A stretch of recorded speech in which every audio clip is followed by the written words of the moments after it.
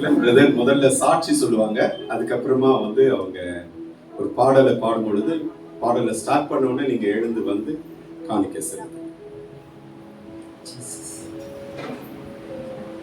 ஒரு சின்ன சாட்சி பவானியம்மா குறிச்சு. ஏன்னா நான் பவானியம்மா குறிச்சு இந்த சபையில சாட்சி சொன்னதே இல்லை. அவங்க என்னை குறிச்சு 2 முறை சாட்சி சொன்னாங்க. அவங்க இருக்கும்போது சாட்சி சொல்ல நிறைய வாட்டி நான் நினைச்சிருக்கேன். ஆனா எனக்கு வாய்ப்பு கிடைக்கல. இந்த நாள்ல சாட்சி சொல்றேன். ஏன்னா அவங்க எப்படிப்பட்டவங்கன்னா, ஐயா சொன்னாரு டெத்துல அவங்க வந்து சபையில ரொம்ப உண்மையா இருந்தாங்க. ஐயா அவங்க சபையில மட்டும் உண்மையா இல்லையா, எனக்கும் உண்மையா இருந்தாங்க. அவங்க ஆபீஸ்ல உண்மையா இருந்தாங்க, அவங்க வீட்டுல உண்மையா இருந்தாங்க. கிட்டத்தட்ட அவங்க எனக்கு ஒரு 23 வருஷம் பழக்கம். ஆனா 13 வருஷம் என் கூட திருமண வாழ்க்கையில அவங்க இருந்தாங்க. அந்த திருமண வாழ்க்கையில ஒரு நாள் கூட அவங்க எப்படி சொல்லிருக்கு, இந்த உலகத்துல என்னை அதிகமா நேசித்தது எங்க அம்மா. ஏன்னா எல்லாருக்கும் வந்து அவங்க புள்ளனா அவ்வளோ பிடிக்கும். ஒரு செல்ஃபிஷ் இருக்கும், அதே செல்ஃபிஷ் தான் பவானிக்கும் அவங்க வீட்டுக்காரனா அவ்வளோ பிடிக்கும். அவங்க வீட்டோட யாருக்கும் விட்டு கொடுக்காது. எப்பவுமே எங்க வீட்டுக்காரு. அதான் எங்க அக்கா அவங்க உடம்பு சரியா இருக்கும்போது பவானிட்ட சொல்லி அழுதாங்க, நீ உங்க அம்மாவுக்காக வாழ்ந்த, உங்க தங்கச்சிங்களுக்காக வாழ்ந்த, உங்க வீட்டுக்காரருக்காக வாழ்ந்த, உனக்காக நீ எப்பதான் வாழ போற அப்படின்னு சொன்ன உடனேயும் அவங்க மடியில பத்துருந்தவங்க ஏந்து போயிட்டாங்க. ஏன்னா அவங்க வீட்டுக்காரர் குறித்து சொல்லிட்டாங்கல்ல, அந்த கோபம் அவங்க சொல்றாங்க. ஏன்னா அவ்வளோ இஷ்டம். நிறைய பேர் சொன்னாங்க உனக்கு ரத்தமும் சரியமா இருந்தீங்க அப்படின்னு. உண்மைதான். நாங்கள் தனியாக எங்கேயுமே போனதே இல்லை. நைட்டு 1 மணிக்கு எங்கள் ஐயா ஃபோன் பண்ணி கூப்பிட்டா கூட சொல்லுவார், டேய் தனியாக வாடா, அந்த பொண்ணை என்ன கூப்பிட்டு வராது அப்படின்னு சொல்லுவார். ஆனால் அந்த பொண்ணை கூப்பிட்டு தான் போய் நிற்பேன். அதே கத்துவார், ஏன்னா 1 மணிக்கு நான் அந்த பொண்ணை கூப்பிட்டு வந்து நிற்கிறேன் அப்படின்னு. ஏன்னா 1 மணிக்கு வந்து சீக்கிரம் போக மாட்டோம், ஆகிடும். அது 2-3 மணி ஆகிடும். சண்டே நாங்கள் முடிச்சாலே ஐயா வீட்டுக்கு போனால் நைட்டு எத்தனை மணி ஆகலாம் தெரியாது. எவ்வளோ சொன்னாலும் போக மாட்டோம். ஏன்னா எங்கள் வீட்டில் போனால் வெறுமையாக இருக்கும். அந்த அம்மா தான் ஃபீல் பண்ணுவாங்க, எங்க வெறுமையாக இருக்குங்க, நம்மளுக்கு யாரும் இல்லை, உண்மை இல்லை, நம்ம 2 பேர் மட்டும்தான் இருக்கிறோம் அப்படி சொல்லுவாங்க. ஒரு வாட்டி அவங்க சாட்சி சொல்லணும் சொன்னாங்க, எங்களுக்கு சொந்தம்னு யாருமே இல்லை, எங்கள் சபையார் தான் சொந்தம் அப்படின்னு சொன்னாங்க. உண்மைதான். ஏன்னா அவங்க டெத்தில் நீங்கள் அழுவும் போது அவங்க சொந்த பந்தமே போராமப்பட்டது. அவங்க தங்கச்சி சொன்னாங்க, யார் மாமா அந்த பொண்ணு, என் அக்கா வந்து அவ்வளோ அக்கான்னு அவ்வளோ உரிமைப்படுற, எனக்கு போறாம இது கோவம் வருதுன்றா. சாவில் அழுகுறத விட்டு கோவப்படுற அளவுக்கு நீங்க அழுதுக்கிறேன்னா அப்ப பாத்துக்கணும். அவங்க கேட்குறாங்க என்கிட்ட, எனக்கு அவ்வளோ கோவம் வருது. நான் நினைச்சேன், சாவில் வந்து கோவம் வருமா, சாவில் கோவம் வருமா எனக்கு அழுவும் போது, கூட போன அக்கா தங்கச்சிக்கு கோவம் வருமா? அவங்க கோவப்படுற அளவுக்கு நீங்க அழுதுக்கிறீங்க. அந்த அளவுக்கு அன்பு. ஆனா பவானிக்கு ஒரு ஆசை என்னன்னா, நாங்க 2 பேரும் ஊழியம் செய்யணும்னு ஆசை. ஆமா, கடைசி வரைக்கும் ஊழியம் செய்யணும், வேலை வெட்டிலாம் விட்டு ஊழியம், ஏதோ ஒரு ஊழியம் சபையில பெருக்கிற வேலை குத்தோட போதும் ஆண்டவரே, எங்க தேவையெல்லாம் நீங்க சந்திச்சிங்க. நான் உண்மையா நிச்சயமா சொல்றேன், பவானி அம்மா செத்துது மாம்ச பிரகாரம் எனக்கு வேதனை வலி, ஆவிக்குரிய வாழ்க்கையில நான் சந்தோஷப்படுறேன். அதனால இனி என் வாழ்க்கை வந்து ஆவிக்குரிய வாழ்க்கையை நோக்கி போயிடும். ஏன்னா நான் மாம்சமா நான் நினைச்சேன்னா நான் பலவீனப்படுவேன்.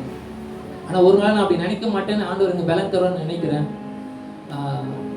பவானி இழந்தது பெரிய இழப்பு தான். ஆனால் என்னால் ஒரு முக்கியமான விஷயம் என்னென்னா, பவானி இறந்துருவாங்கன்னு எனக்கு 8 மாதத்துக்கு முன்னாடியே தெரியும். ஏன்னா ஹாஸ்பிட்டலில் அவங்கள அட்மிட் பண்ண 4வது நாளே சொல்லிட்டாங்க, அவங்களுக்கு கேன்சர் ஃபுல்லாக பரவிடுச்சு, அவங்க செத்துருவாங்கன்னு. நான் சொல்ல, எங்கள் ஐயாவும் சதீஷ் தான் சொன்னாங்க. நான் ஹாஸ்பிட்டலில் போய் ஒரு ரிப்போர்ட் ஸ்கேன் ஏதோ வாங்கிட்டு நான் போனேன்.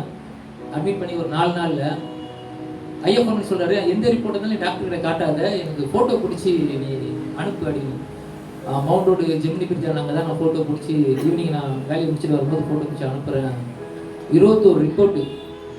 நான் அதை அனுப்பிச்சு கொஞ்ச நேரத்துலேயே எனக்கு ஃபோன் பண்ணி சதீஷ் சொல்கிறாரு, ஐயா அது வந்து ஃபுல்லாக ஸ்ப்ரெட் ஆகி பரவி இருக்குது, அவங்க ஃபைனல் ஸ்டேஜில் இருக்காங்க, அவங்க பழக்க மாட்டாங்க அப்படின்னு ஐயா சொல்றாரு. சிலம்பா தைரியமா இரு, அழுவாத, அந்த பொண்ணுக்கு முன்னாடி போய் அழுதுறாதரா, நான் வரேன், நீ போவாத. நான் போன வச்சுட்டு அங்கிருந்து வண்டி ஓட்டி நான் அழுதுனே வரேன். அந்த 38 வயசு தான் ஆண்டவர் ஆகுது. நான் 13 வருஷம் தான் அவங்க கூட வாழ்ந்தேன்.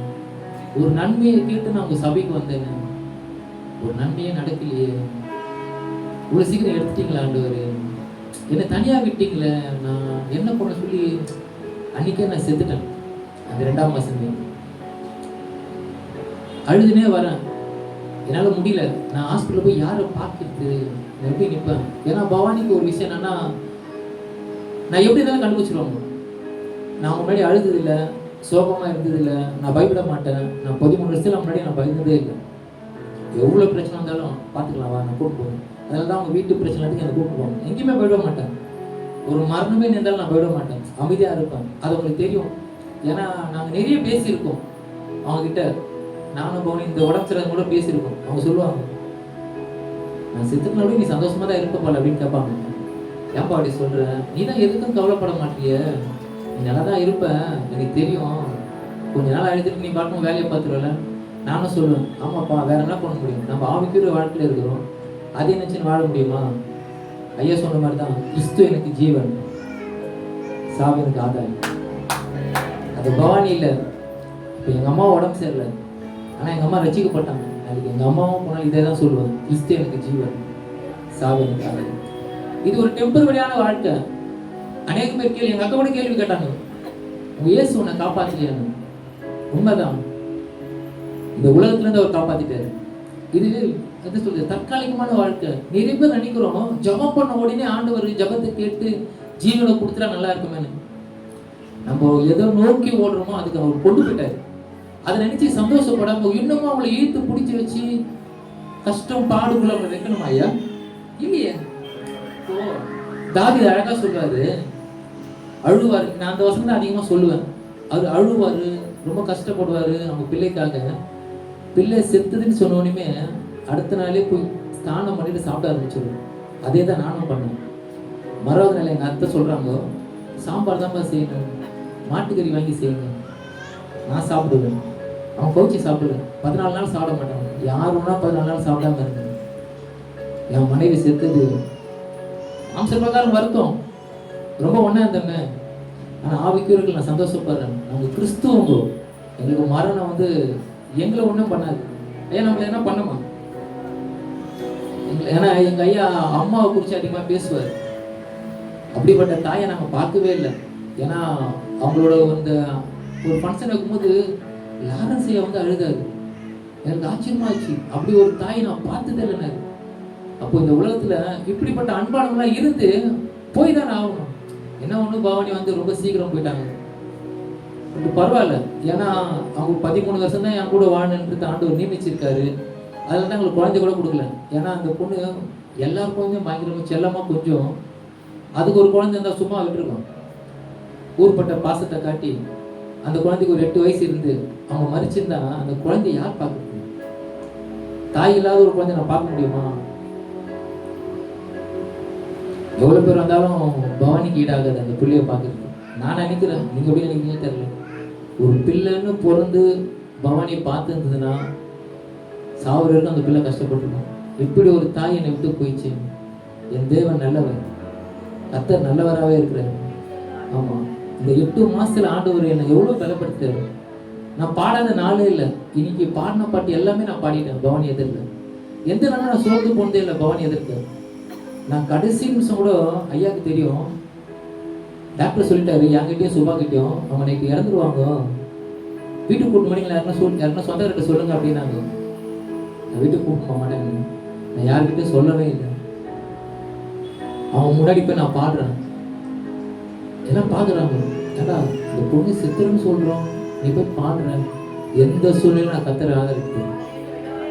ஒரு நாளும் பவுல் சொல்ற மாதிரி தான், மரணமோ ஜீவனோ கிறிஸ்துவின் அன்பை விட்டு பிரிப்போதா, ஒரு நாளே எங்களை விட்டு பிரிக்காது. நான் பவானிகிட்ட சொன்ன ஒரு வசனம் ஒன்று சொன்னேன். ஐயா அந்த வசனம் போறீங்களா? சங்கீதம் 118:17, நான் சாகாமல் பிழைத்திருந்து கர்த்தருடைய செய்கையை விவரிப்பேன்னு சொல்லிட்டு ஒரு வசனம் ஒன்று 100 முறை எழுத சொன்னேன் பவானியை. அந்த வசனத்தை 100 முறை எழுது. நான் சொல்லிட்டு போயிட்டேன் கோவமா, அது 100 முறை எழுதி வச்சிட்டேன்னு சொல்றாங்க. சிலப்பா நான் எழுதி வச்சேன், கோவப்படாது அப்படின்னு சொன்னாங்க. நான் உண்மையிலே சொல்றேன், இந்த வார்த்தை பவானிக்கு இல்லை. பவானி செத்துச்சா நான் சாகாமல் இருந்து கர்த்தருடைய செய்கை விவரிப்பேன். ஏன்னா நாங்கள் ஊழியம் செய்யணும்னு ஆசை. பவானி இல்லைனாலும் நாங்கள் ஊழியம் செய்வோம், பவானி இல்லைனாலும் நான் பாடுவேன். ஆமா, பவானி விட்டு போன எல்லா வேலையும் நான் செய்வேன். இழந்துட்டேன்னு முடங்கி உட்காரவோ அழுவலாம் என்னால அது முடியாது. ஏன்னா நாளைக்கு நான் அங்கே போக வேண்டிய அவசியம் இருக்குல்ல. நம்ம எல்லாரும் ஒரு நாள் போய் தானே ஆகணும். அதனால மரணம் நேரிடுச்சு. ஐயோ இந்த சின்ன வயசுல இந்த பொண்ணு இறந்துச்சு, ஒரு குழந்தை இல்லையே, சிலம்பு என்ன பண்ணுவான் அப்படின்னு நீங்க யோசிப்பீங்க. சிலம்போட தேவன் இருக்கிறார். இயேசு என் கூட இருக்கிறார். 8 மாசம் என் கூட இருந்தார். ஆமா, சாவுல எல்லாரும் சொல்லி அழுதாங்க. அவங்க தங்கச்சி கூட சொன்னாங்க, மாமா வந்து உங்களை மனைவி போல பார்க்கல, குழந்தை மாரி வச்சு பார்த்தாரு அப்படின்னு. நான் உண்மையிலே சொல்றேன், பவானி என் மேல வச்ச அன்பு பாசத்துக்கு அதெல்லாம் ஒண்ணுமே பார்க்கல. எல்லாரோட பார்வைக்கு தெரியும் அந்த பொண்ணு அந்த பையன் வந்து எவ்வளவு பார்த்தாங்க, எவ்வளவு கஷ்டப்பட்டாங்க. ஆமா கஷ்டப்பட்டேன். நைட்டு பூரா என் மேலேயே படுக்க வச்சுப்பேன், நைட்டு பூரா பாடுவேன். 4-5 மணி வரைக்கும் பாடினே இருப்பேன் நான். அதுக்கப்புறம் வேலைக்கு டைம் ஆகுது, நீ போய் படுன்னு சொல்லுவாங்க, நான் கூட நேரம் படுத்துட்டு ஓட்டுவேன். இதே தான் ஹாஸ்பிட்டல்லையும் அவங்க சீரியஸாக சொல்லும் போது நைட்டு அங்கே படுப்பேன். 3 மணிக்கு எழுந்து பைக்கில் அழுதுனே வருவேன். வீட்டில் வந்து கத்தி அழுவேன். அழுதுட்டு அப்படியே எழுந்து வேலைக்கு போவோம். கார் ஓட்டுமா நான் எங்கெங்கெல்லாம் தெரியுமோ அங்கெல்லாம் அழுவேன். எந்த மனசு முன்னாடி அழுவ மாட்டேன், சபையில் அழுவ மாட்டேன். தனியாக இருக்கும் போதெல்லாம் பயங்கரமாக அழுவேன். ஏன் அதில் நான் நிறைய அழுதுட்டேன். அதெல்லாம் கிட்ட கல்லு போல நிற்கிறான் பாரு, கொண்டாட்டி இருந்தோட இவ்வளோ பேர் அழுகுறான்னு சொல்லிட்டு நான் ஏன் அழுவேன்? நான் ஏன் கலங்கணும்? எந்த தேவன் இருக்கீங்க, நான் ஏன் கலங்கணும்? யார் எல்லாரும் தான் அழுவணும்? எனக்கு என் தேவன் இருக்காரு. இப்போ கூட எங்கள் அம்மா வந்து என்னை கூப்பிட்டாங்க, ரொம்ப செல்லக்குள்ள. ஒரு சில பேருக்கு தெரியும், நீ வந்துட்டு உனக்கு என்ன இல்லை நான் பார்த்துக்கிறேன், நான் வரமாட்டேன். ஏன்? என்னை சுற்றி எல்லாரும் இருக்கிறாங்க, என் ஆண்டவர் இருக்காரு, என் சபை இருக்கு, என் தம்பிங்க இருக்காங்க. நான் தனியாக படுப்பேன், நான் ஒண்டியாக இருப்பேன் நீ நினைக்காதம்மா. நான் தனியாகவும் படுக்க மாட்டேன், நான் ஒண்டியாகவும் படுக்க மாட்டேன். முதலாவது என் கூட தேவன் படுக்கிறார்.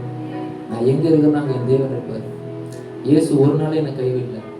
அநேக பேர் கேட்கலாம், பா நாங்கள் இவ்வளோ ஜபிச்சோமே, இது பண்ணுமே, ஏன் அவங்க இயேசு காப்பாற்றலன்னு? காப்பாற்றணும்.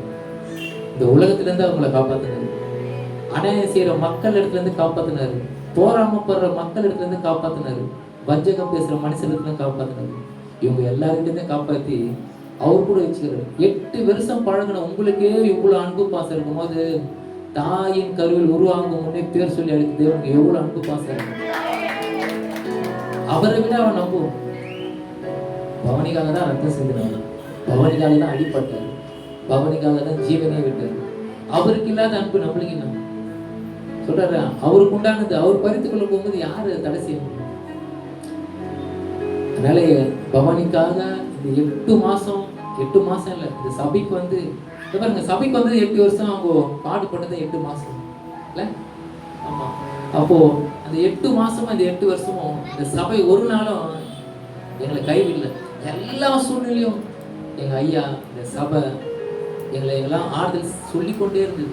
ஒவ்வொரு நாளும் நாங்கள் கஷ்டப்படுவோம், நாங்கள் வருத்தப்படுவோம், சோர்ந்து போடுவோம். இந்த மரணம் என்னை ரொம்ப பாதிக்கலை. ஏன்னா நாங்கள் திருமணம் ஆகி 4-5 இல்லை ஒரு 3 மாசத்துல நாங்கள் செத்துருக்கோம். ஏன்னா அடுத்தடுத்து அவங்க தங்கச்சிலாம் கல்யாணம் குழந்தை போடுது. எங்களுக்கு ரொம்ப அவமானம். ஏன்னா தங்கச்சி குழந்தை அப்போ நாங்கள் ரசிக்க போடல. நிறைய முறை தற்கொலை பண்ணிக்கணுன்ற எண்ணம் அதிக தானே வந்துருக்கு, நிறைய தடவை. அப்போ செத்துதான் இப்படி ஒரு சபை கிடைச்சிருக்குமா, ரட்சிப்பு கிடைச்சிருக்குமா? இல்லையே. அதனால இந்த மரணம் அவ்வளோ பெருசா என்னை பாதிக்கலன்னு தான் சொல்லுவேன். ஆமா, அவ்வளோ பெருசாலாம் ஒண்ணுமே இல்லை. அப்போ சாவத்துக்காட்டி இப்போ சாவத்தை நான் சந்தோஷப்படுறேன். ஆண்டவருக்குள்ள இருக்கு என் மனைவி மறிச்சாங்க இல்லையா? ஆமா, நல்ல விஷயம். ஏன்னா என் கையா அருமையான சாட்சி சொன்னார். அந்த சாட்சி நிமித்தம் அநேக பேர் கேட்கறாங்க, கேட்கறாங்க, அந்த பொண்ணு இவ்வளவு பேரை சம்பாதிச்சு வச்சிருக்கான், இவ்வளவு பேர் அந்த பொண்ணை பத்தி சொல்றாங்கன்னு சொல்லிட்டு. அதுதான் இயேசு. பவானி இயேசுவின் அன்பு அநேக பேரை அவர் பக்கமா இழுத்துக்கும். அன்பு, அந்த அன்பு அநேக பேரை கூட்டமா சேர்த்துரும். அப்படி சேர்த்த கூட்டம் தான் அன்னைக்கு அந்த டெத்துல வந்து அழுது பாடுனது சாட்சி எல்லாமே. ஆமா, நீங்க அதனால தொடர்ந்து நீங்க ஜெபம் பண்றதா இருந்தா அவங்க அம்மாவுக்கு ஜெபம் பண்ணுங்க, அவங்க அப்பாவுக்கு ஜெபம் பண்ணுங்க, அவங்க தங்கச்சியெல்லாம் ரசிக்க பண்ண ஜெபம் பண்ணுங்க. ஏன்னா அவங்களுக்கு ஆறுதல் சொல்ல யாரும் இல்லை. இப்போ என்ன பலப்படுத்துறதுக்கு வந்து நீங்க எல்லாரும் இருக்கிறீங்க. இயேசு இருக்கிறாரு. எங்க ஐயா ஃபோன் பண்ணி விசாரிக்கிறது, அநேக பேர் வீட்டுக்கு வந்து விசாரிக்கிறீங்க. ஆனா அவங்களுக்கு யாரும் இல்லை. அந்த வீடு சுத்தி அழுது வராங்க. வீட்டுக்குள்ள போறாங்க, பவானின்னு கூப்பிட்டுனே தான் போறாங்க. ஏன்னா 8 மாசம் பார்த்தாங்க, கட்டி பிடிச்சின்னு தூங்குவாங்க. நான் வந்தால் தான் வீட்டுக்காரர் வந்துட்டோன்னே அந்த பொண்ணு உடனே சொல்லுவாங்க, வீட்டுக்காரர் வந்துட்டோன்னே விட்டுட்டே அப்படின்னு. அந்த மாதிரி அவங்க நைட்டும் பகலும் 8 மாதம் ஒரு குழந்தைய பார்க்குற மாதிரி அவங்க பார்த்தாங்க. ரொம்ப உடஞ்சிட்டாங்க. அவங்க ரட்சிக்கப்படணும், அவங்க தாய் தப்பன் ரட்சிக்கப்பட ஜெபம் பண்ணுங்க, அவங்க சகோதரர் ரட்சிக்கப்பட ஜெபம் பண்ணுங்க. கர்த்தர் தாமே இந்த சாட்சி ஆசீர்வதிப்பார். ஒரு விஷயம், எல்லாருக்கும் இயேசு நாமத்தில் நான் நன்றி சொல்கிறேன். ஏன்னா நீங்கள் ரொம்ப ஒத்துழைச்சிங்க, ரொம்ப பாடுபட்டீங்க, ரொம்ப கண்ணீர் விட்டீங்க. அது ஒரு நாள் வீண் போடணும். நிச்சயமாக சொல்கிறேன், ஒரு நாள் வீண் போடணும். சமாதானத்தோடு பவனி போச்சு. அந்த நிச்சயத்தில் நம்ம தொடர்ந்து ஓடுவோம். நீங்கள் ஜெபம் பண்ணீங்க. கர்த்தர் தாமே உங்களை ஆசீர்வதிப்பாங்க. ஆமென்.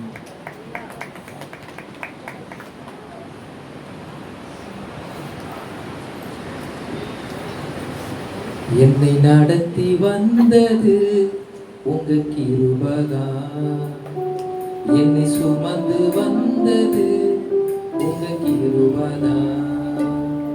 என்னை நடத்தி வந்தது உங்க கிருபைதான், என்னை சுமந்து வந்தது உங்க கிருபைதான். நல்லவரே வல்லவரே, நல்லவரே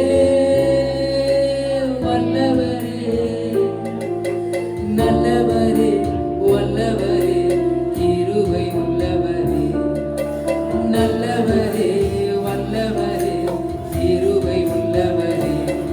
என்னை நடத்தி நடத்தி தினம் சுமந்து சுமந்து என்னை நடத்தி வந்தது உங்க கிருபைதான், தினம் சுமந்து வந்தது உங்க கிருபைதான்.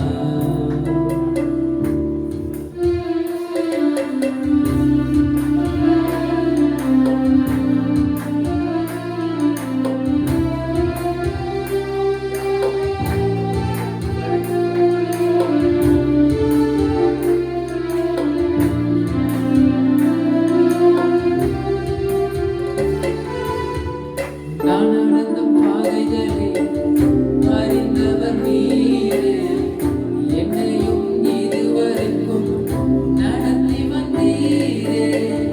நான் நடந்த பாதைகளை அறிந்தவர் நீரே, என்னையும் இதுவரைக்கும் நடத்தி வந்தீரே. உங்க கிருபை எனக்கு போதும், உங்க தயவு எனக்கு போதும், உங்க கிருபை எனக்கு போதும், உங்க தயவு எனக்கு போதும். நல்லவரே வல்லவரே, கிருபை உள்ளவரே, ராஜா நல்லவரே வல்லவரே, கிருபை உள்ளவரே. என்னை நடத்தி நடத்தி தினம் சுமந்து சுமந்து என்னை நடத்தி வந்தது உங்க கிருபைதான், தினம் சுமந்து வந்தது உங்க கிருபைதான்.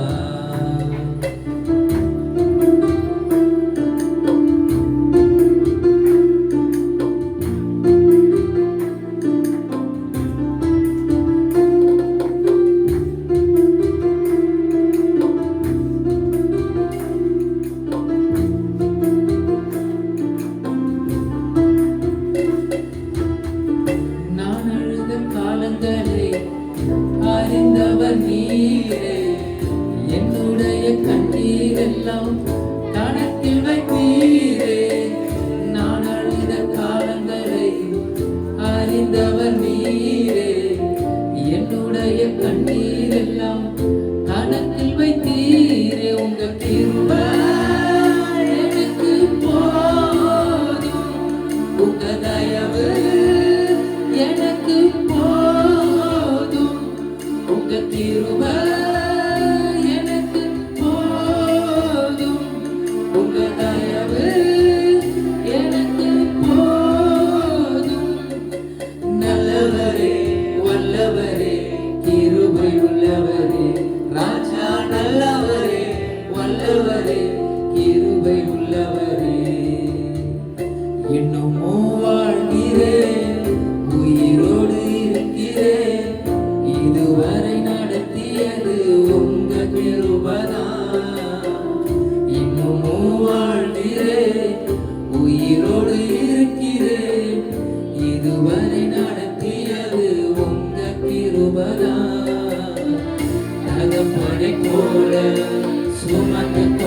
கொண்டீரே.